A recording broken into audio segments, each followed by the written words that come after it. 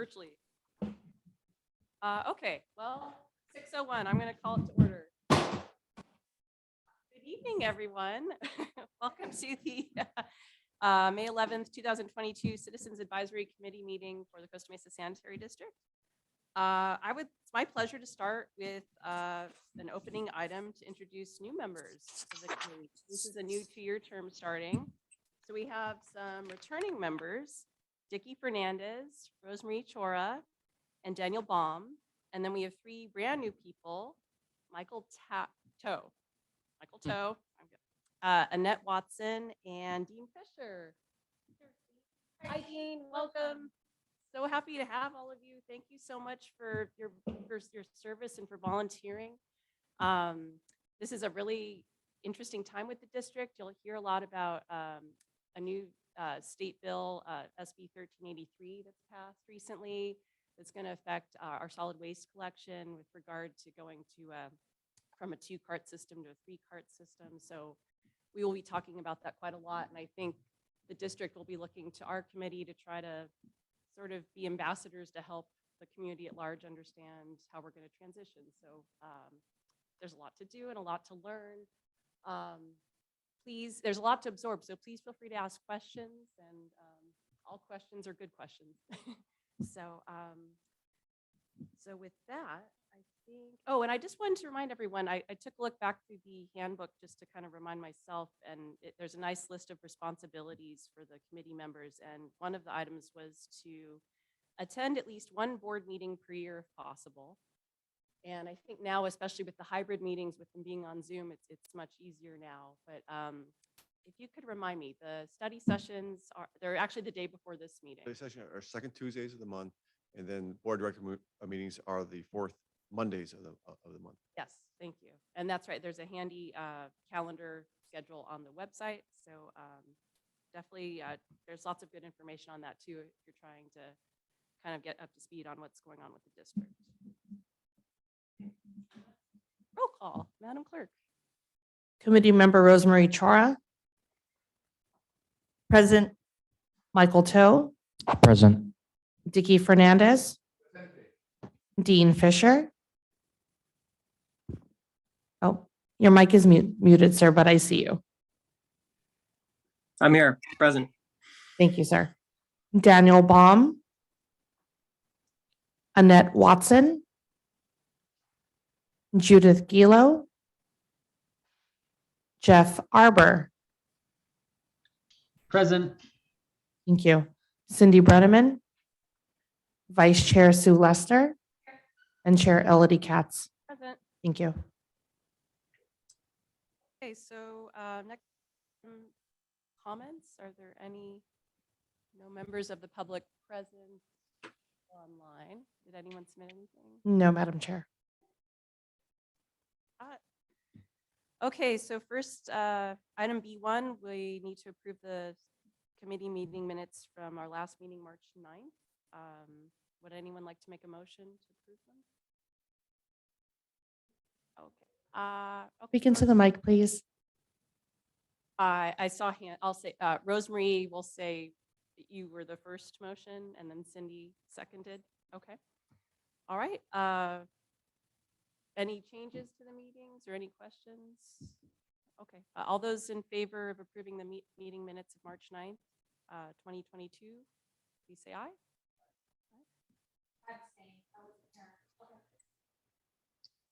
Abstain. Abstain as Okay. well. Yeah.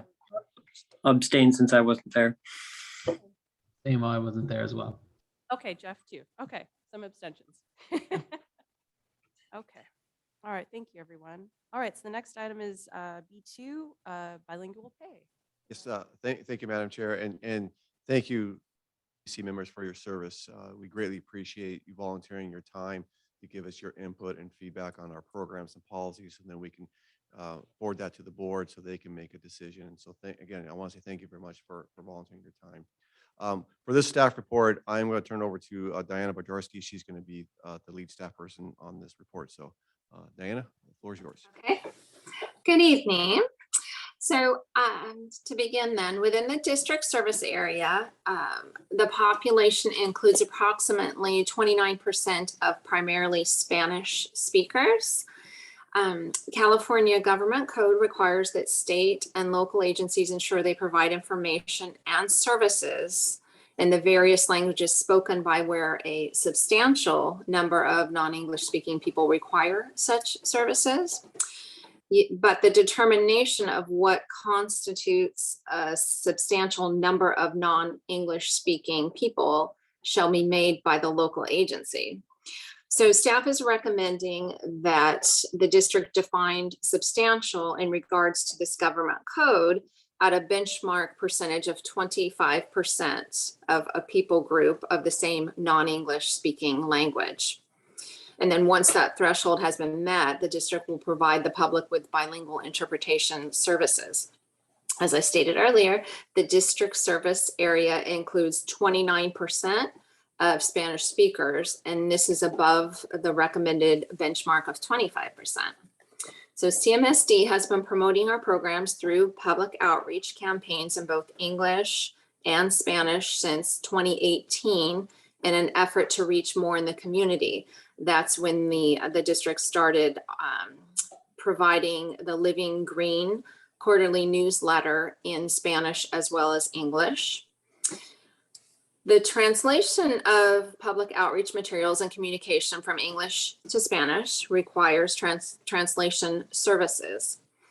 Then the district does not currently offer bilingual pay for employees that are required to use their bilingual skills on a continuous basis outside of their normal and typical job duties. The district is proposing the addition of bilingual pay as a special pay.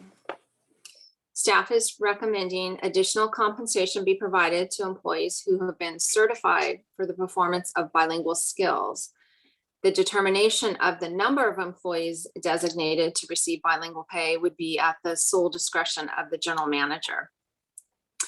CMSD conducted a survey of other local agencies for their bilingual pay information. And of those agencies who responded, the average monthly amount for bilingual pay was $135 for speaking and $175 for speaking, reading, and writing.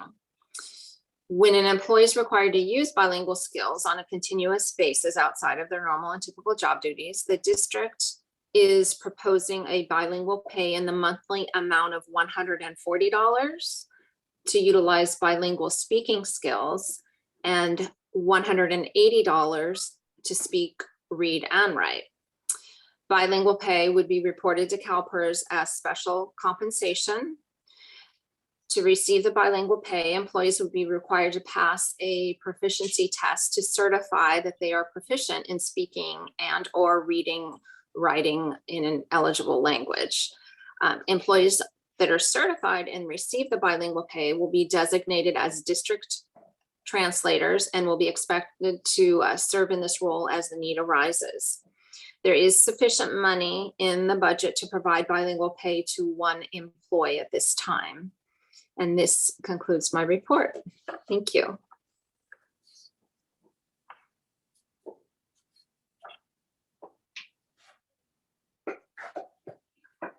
Any members have any questions?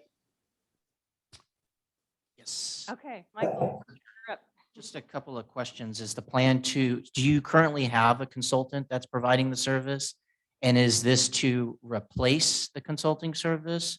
Or is this in addition, your primary focus is on the employee and a consultant will be a backup in case there's the employee's not available or there's other tasks or duties that they need to focus on primarily? So we currently have one employee who is doing this above her regular duties, but she's not being compensated. So that's why we are considering it. If we had to pay for the services, it can range anywhere from $70 an hour to contract that out. The disadvantage with that is we receive phone calls. And so when somebody calls in and needs their question answered and they are a Spanish speaker, if we were to use a service, that service would not be familiar with they don't know our permitting process. They wouldn't know anything about SB 1383. They wouldn't be able to necessarily provide the information that an employee would be familiar with.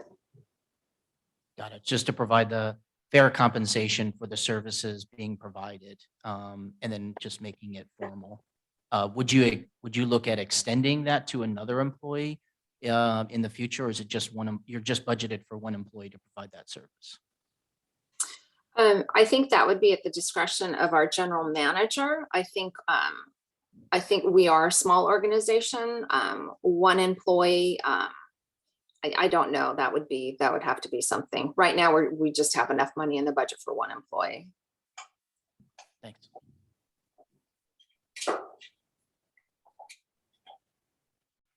I don't have a question. I have a comment.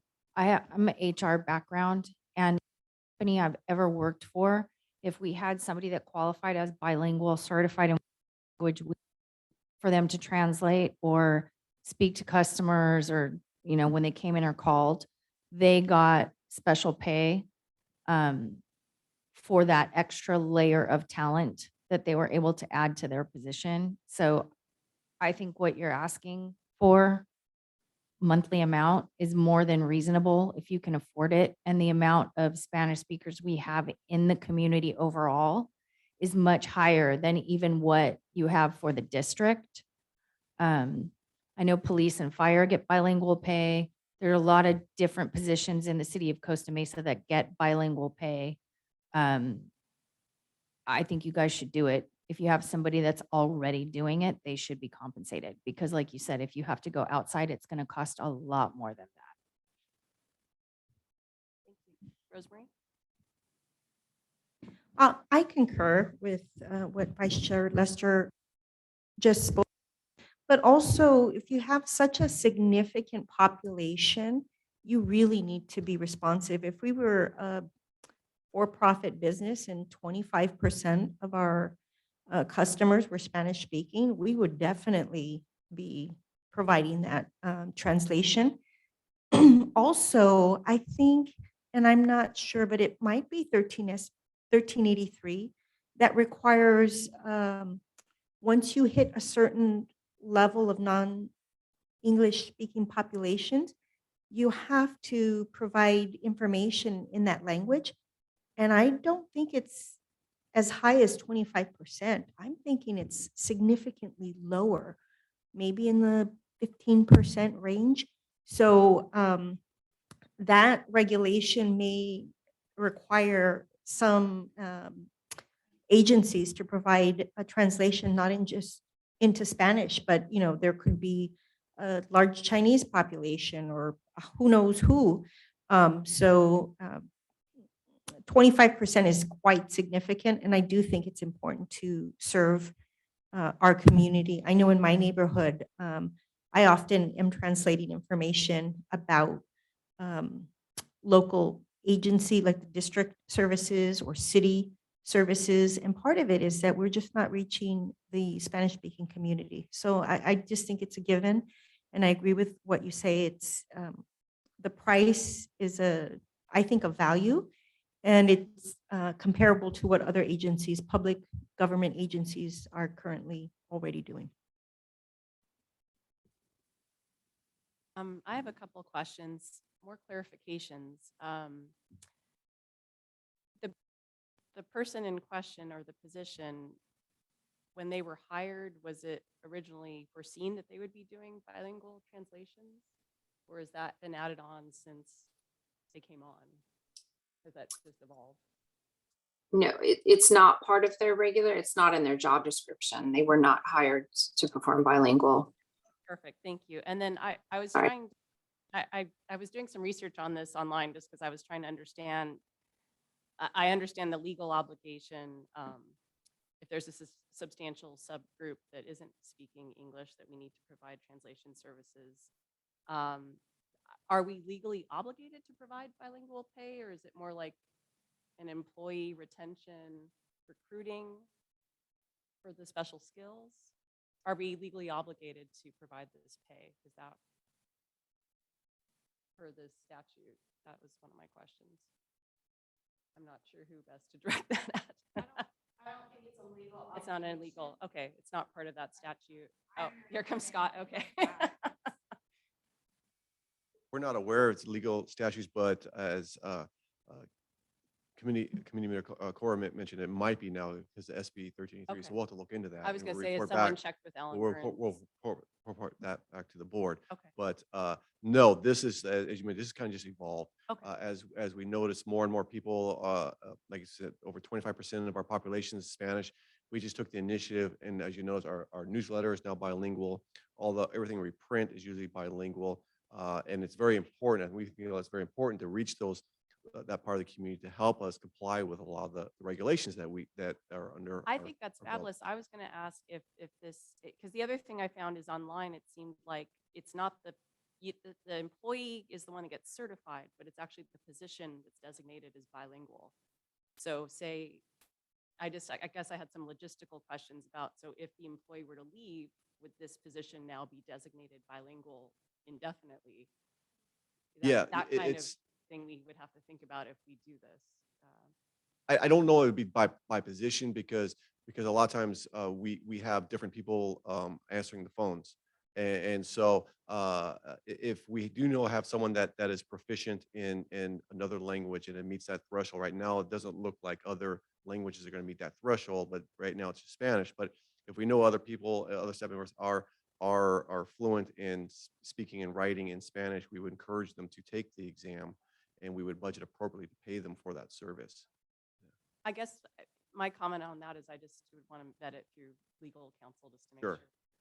Definitely. And then my other thought was, I think it's wonderful that we're translating the newsletter and social media and that everything looks the same. It's like equal size, and like you guys have done such a great job with that.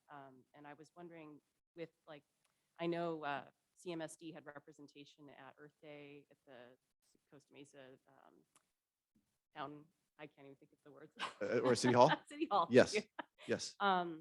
Do we have any I mean, I don't know, are those events heavily attended by, is that a place where we could try to engage with community as well? I know, and it seems like a lot of what we're doing is social media and the newsletter. Are there other opportunities to engage verbally, I guess, through phone calls? Yeah, I think those are hit and miss. We know like the fish fry, there's a large Hispanic population usually comes in the evening, but then again, we don't man the booth in the evening. So we give staff time. I don't want them there, 12 hours a day. So I'll let them, go home at around 5 o'clock. But if we knew there was a large segment of the population going to be at events that is a Spanish speaking, then yes, we would encourage our staff to be there to help those people. Yes. I think the fish fry will have a higher attendance of the Hispanic community simply because it's being moved back to Lions Park Yes, as opposed to Fairview. it's true. And with the new playground and everything that they've done over there, it's really kind of rallied the community in that area to come out more. And they, a lot of them didn't because there really wasn't much to do.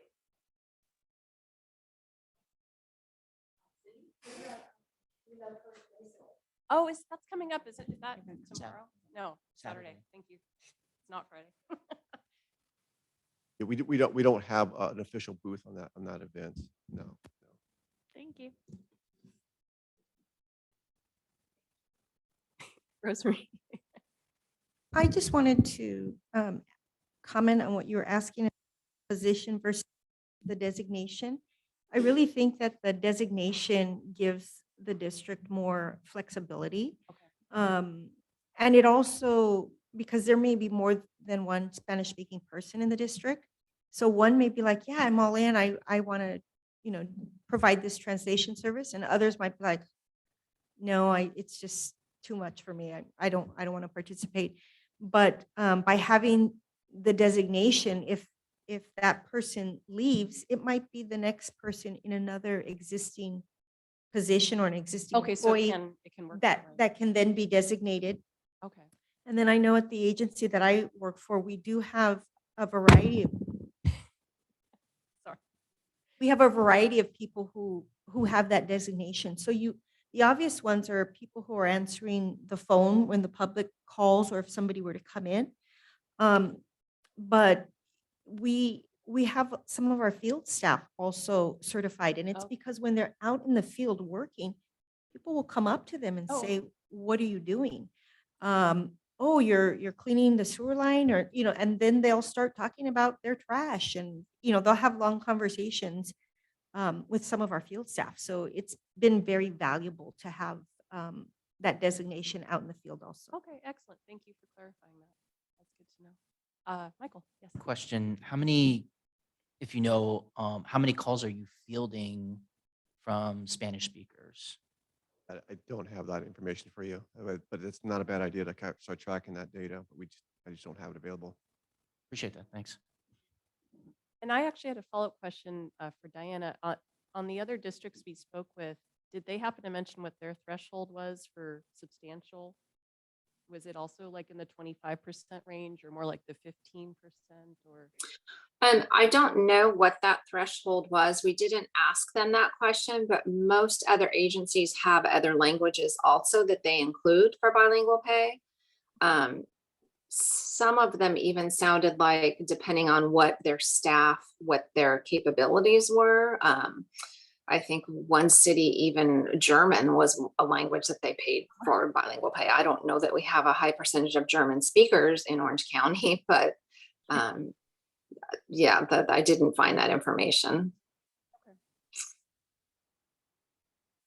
Dean and Jeff, I didn't want to, because you guys are remote. Do you have any comments or questions? No questions. Thank you. No questions. I just think it's important to have this outreach. It's an important skill to have in-house, and you should pay for skills. And if paying for that skill encourages to have staff that can support it, that makes sense. Excellent, thank you. Michael? I just wanted to go ahead and make the motion That was my next- that the CAC recommend the Board of Directors consider adopting bilingual pay as special pay. Second. Okay, so we have first from Michael, second from Vice Chair Lester. All those in favor of advising the board that we authorize bilingual pay as a special certification designation. Please say aye. Aye. Aye. I Yeah, it sounds like it was unanimous. Okay, excellent. Thank you, everyone. Okay, so we'll move on to item B3, the battery recycling contest. Thank you, Madam Chair. This is just a receive and file, but if you've been here long enough or for a while, you might recall that this program kind of evolved out of the telephone book recycling program. So that we used to, for years, encourage students to bring in the telephone books to recycle, but lo and behold, those became obsolete.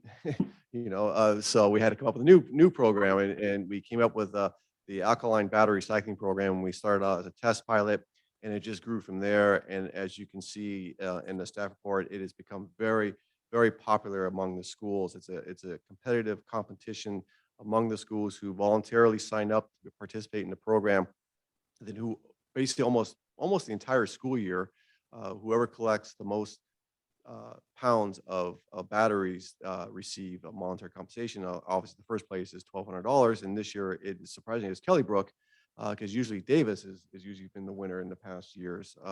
But Kelly Brook was the winner this year, collecting 1,670 pounds.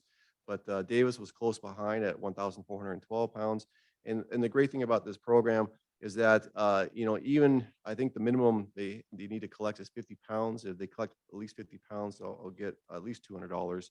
And those funds can be used to, school supplies or whatever needs that the schools have.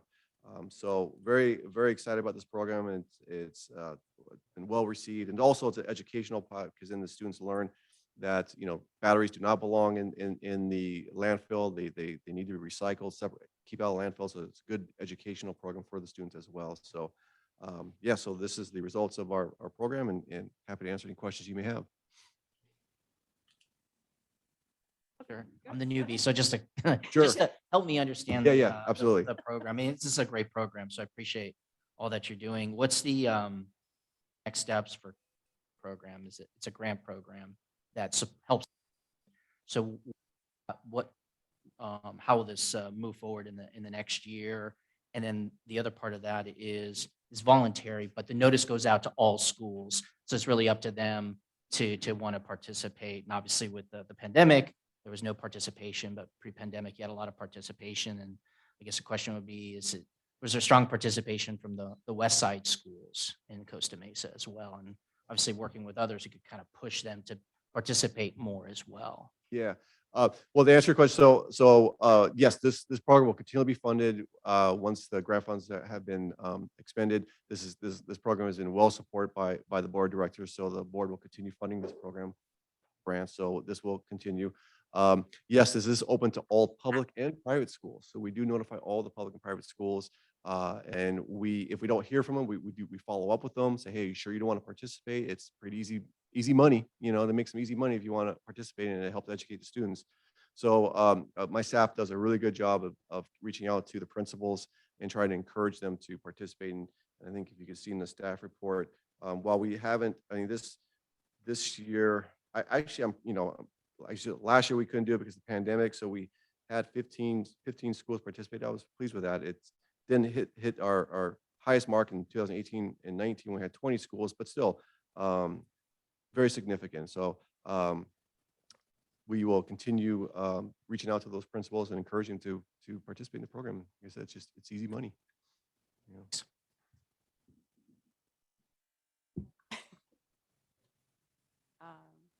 Okay, well, it's such a wonderful program. Thank you. Yeah.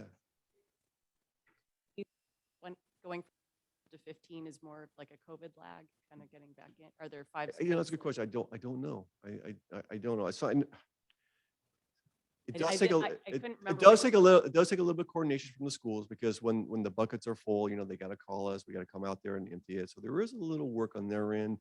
But once like Davis and Colorado, I think they have it down to a science. It's they have someone that's dedicated to the program, and that person will let us know when to empty the buckets or when they need new buckets. And they do a really good job educating their students about the program. So I think that if anything, that's probably the hesitant because they might have to dedicate someone to the program. That might be the reason why. I never asked this before, but it's such a simple question. But is like a member of our sanitary district staff there to kind of present to the kids? Like, how do the kids get informed of the program at school?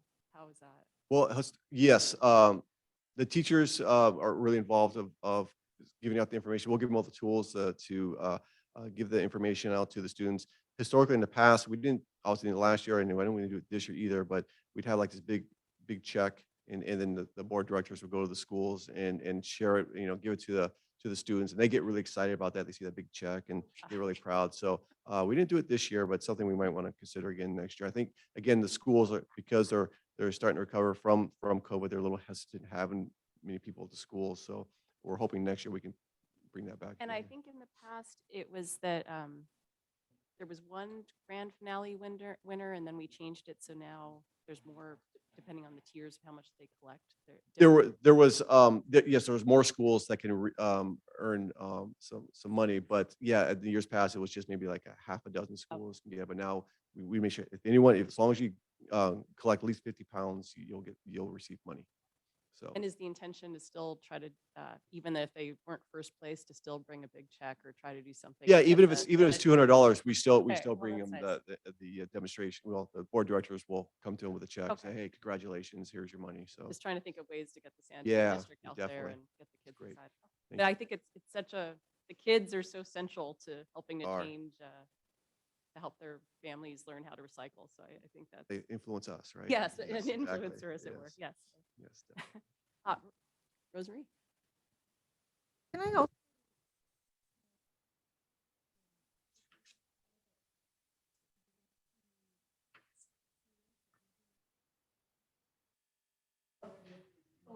Spanish, and then also I know sometimes it's helpful if you have some digital information that the students on the website or give it to their PTA to start. Good idea. Yeah, thank you. Great suggestion. Cindy. So I noticed on the flyer, it's a great flyer and it is in English and Spanish, but that it says funded by a grant from Cal Recycle. Yes. What kind of grant do we get from them? It's I believe it's a household hazardous waste grant. So we're able to use some of that money to offset the cost for Offset the the cost. recycling of the batteries and also the educational part. I was just curious about the amount, if you knew what the amount was that offset it, but it's a great program. I think it's a wonderful program. Yeah, and I thank you. don't- Very pleased with staff and how they, took an idea and just ran with it, and it's been very successful. And the grant is new this year, right? That's- Yeah, it's I think it's a couple years old, so it's been fully funded by the board before, so it was nice to have some additional money. I apologize, I can't see the Jeff and Dean. Did they have any questions or comments? No questions. Okay, cool. Just want to make sure. Thank you. All right, thank you so much. All right, thank you. Okay, this is a rather short meeting. We're moving into closing items. That's shocking. Okay. Let's see. So committee member comments. I had a couple items, but does anyone? I always have comments. I just like to let everybody else go. Maybe they'll hit Okay. something that I was gonna comment Okay, on, Cindy. save you the trouble listening to me. Let Cindy go. I would just like to recommend that we reach out to, maybe we already have, I don't know, to the Hispanic community leaders to possibly join the advisory committee and help us with, I was thinking about this, they really there's different needs in their communities, and somebody on this committee could help us understand that, what the specific needs might be. And I know there's a lot of really involved Hispanic community leaders that we might be able to reach out to. So the communication that we're going to have to do when we go to the different program for the cans, I've already started with my neighbors, and even they have questions. So if we're having questions from people who speak the language, we're going to have a lot of issues when it comes time. So I just think that the more people we can recruit, the better. That's a great suggestion. Thank you.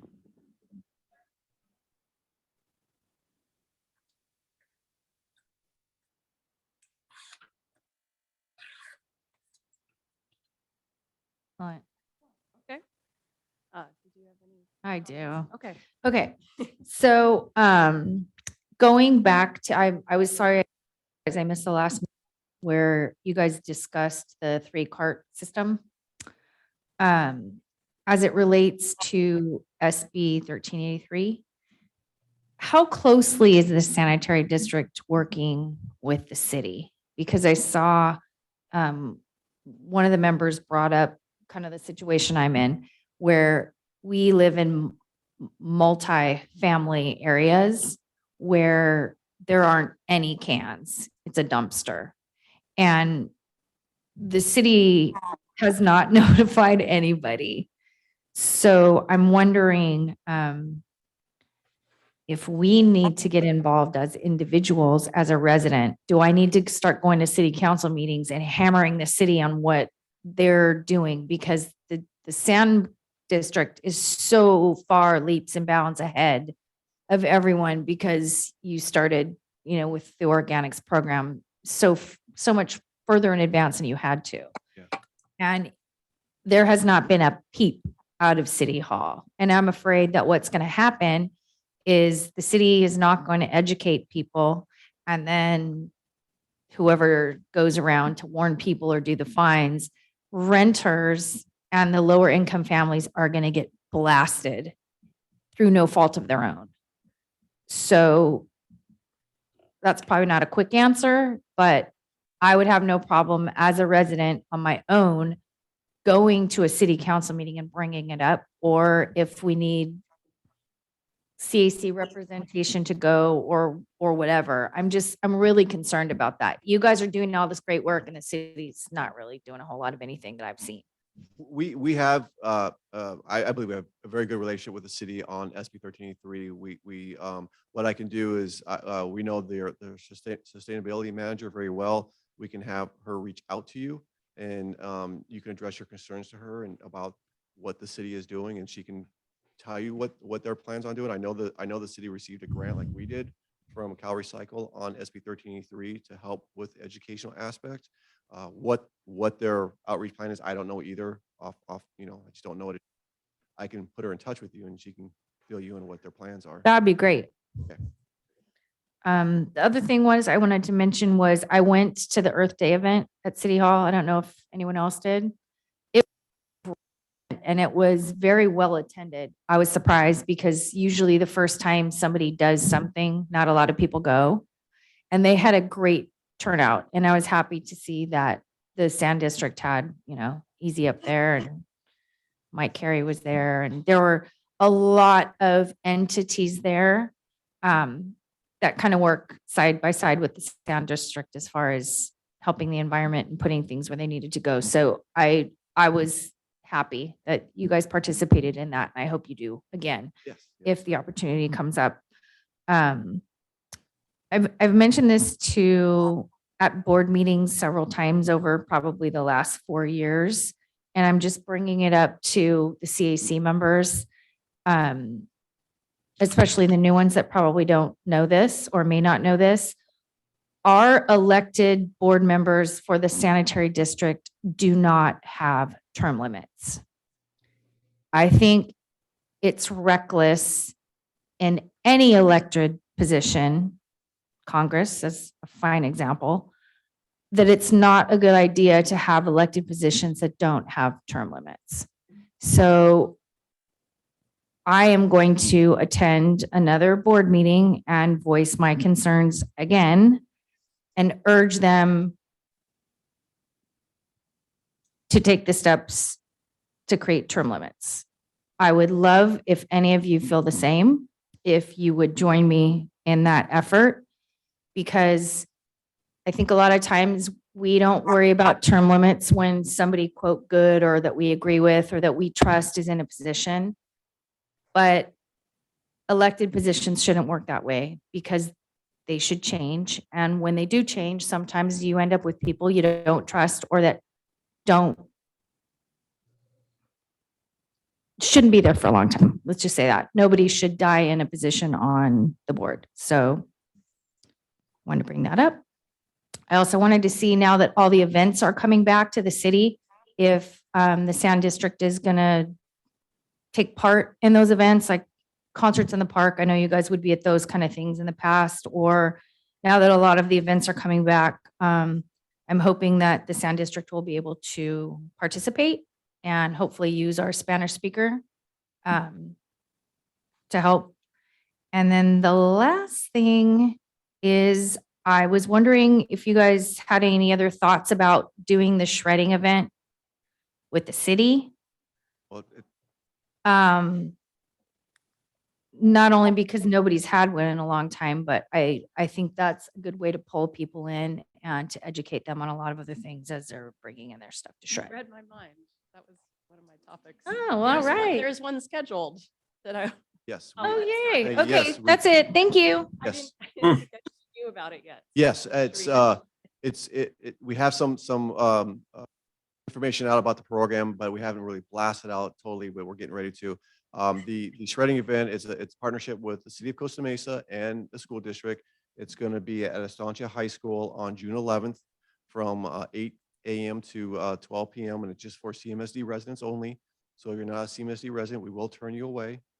And so it's an opportunity to bring 5 boxes of documents you want shred, and then you can also receive, if you want to, a couple bags of composting for free. So it's a shredding event / composting event that'll be open to the public, and it's right on the front entrance of Estancia High School. They're off of Ascension. So yes, I'm so that is happy. scheduled. Yep. So I have a quick question. This is Jeff Barber. Where do you get your compost from? we get it from CRNR. So all the organic waste that you put in your green waste cart, your organics, your food scraps, it goes to their anaerobic digestion facility in Paris, and they convert that into composting. Got it. Thank you. You're welcome. 5 boxes, yes. Yes. And like Per bankers vehicle. boxes, I assume? Yes. Okay. yes, yeah. Not like refrigerator size boxes. Just to clarify.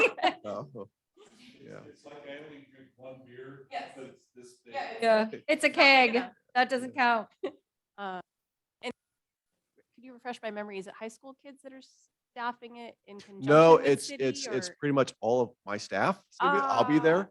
Okay. Yeah, that was So, my next. yes, question. we do need volunteers. If any of the CAC members want to Okay. participate, we would love to have you. Awesome. We'll be there. City staff will be there. CRNR will be there. We'll have the shredding company there, but we're always looking for more staff. So please email Nolani, Gina, or myself. We'd love to have you Okay. there. There will be breakfast. There will be lunch there, so we will feed you. So if you want to attend, we're anticipating a lot of people. Okay. So it should be pretty busy. So thank you. Yeah. Yes. Yes, definitely. That's very exciting. Oh, I'm gonna tell everybody.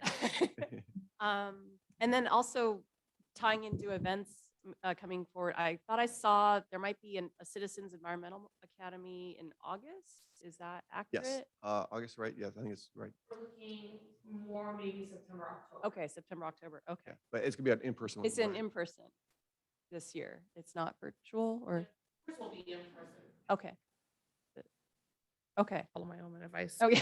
The tours will Hard to be remember. in person, but we will have a virtual SEPA as well. Okay. That's such a phenomenal event. Yes. I mean, I can't say enough great things about that event. We really have to figure out a way to like get it out there. I know you guys had a lot of people Virtually, yes. virtually do it too. Okay, good. We had more people participate virtually than did in person. Oh, that's even better. Yeah, it was phenomenal. How many people actually even watched it live, and then after it was recording, they watched it. So it was great. Yeah. Do you anticipate offering a tour of the anaerobic Yeah, we just got confirmation from CNR that they are opening an 80 facility. Haven't got confirmation yet on their recycling facility. Yes, we're waiting on that. We still need to confirm from OCSD Oh, and that's some of the other exciting. agencies, but it's coming together. And Yeah. the OC Water District, or Yes. the groundwater replenishment? yeah, Oh, good. yes, Oh, yes, great. yeah. Those were wonderful. Yeah. Gotta Yes. drink the water. You Yes. have to drink the water. Definitely encourage our new CAC members to participate. So It's an outstanding program. It's super interesting and it's fun and they feed you and time goes by fast. Like it's great. It is. It's great. Well, All thank the you. speakers are great.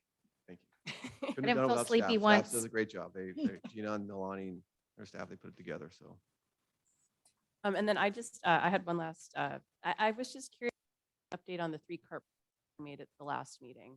I will have something, if you don't mind, Chair Katz, I can share with the committee our meeting this afternoon. Sure, yes, of course. So according to the CAC board handbook, once every year, myself and the board president meet and we come up with a work plan for the next fiscal year. So we did that this morning. We'll be sharing that with you in your July meeting. And also in that July meeting will be an update on our contract negotiations with CRNR, which will include the 3-cart system. As we mentioned the last time, we are going to move into the 3-cart system. So we'll talk a little bit how that will be implemented, and also talk about recycling, because now there'll be a blue cart. So you can probably want to, what do I put in that blue cart? We'll talk about that as well. So we'll have all that plan for the next fiscal year on your July meeting. But the suggestion specifically to have the option for 2 organics carts, is Yes. that staying? Yes, Okay, yes, okay. yes, that's still available. good. Yes, Perfect, yes, thanks. yeah. Okay. All right, well, I just wanted to thank everyone again for a wonderful meeting. Does staff have any comments No, For board, or board? Yes. board member, Engineer? Engineering? Are you asking me to comment? yes, She gave me a microphone, so I'm not giving it up. Microphone. yes. I just wanted to, first of all, welcome the new members and congratulate you for taking this step and being involved. We always get asked whether or not when I say we, I mean the board, we always get asked whether your decisions influence our decisions. They do. They may not influence us in the way you want us to be influenced, but they do influence us. I personally take this very seriously, and I supported the CAC from the very beginning. And I think I was having lunch today at Arby's. We shouldn't have been at Arby's. As I was having lunch, there was this huge explosion, and they just let us keep it. Anyway, so when I heard that, I thought I was back at Arby's. Again, we may not always concur with what you all decide, but I want you to know that we take all of your comments very seriously. We weigh them. You got to remember that there's 5 of us up there.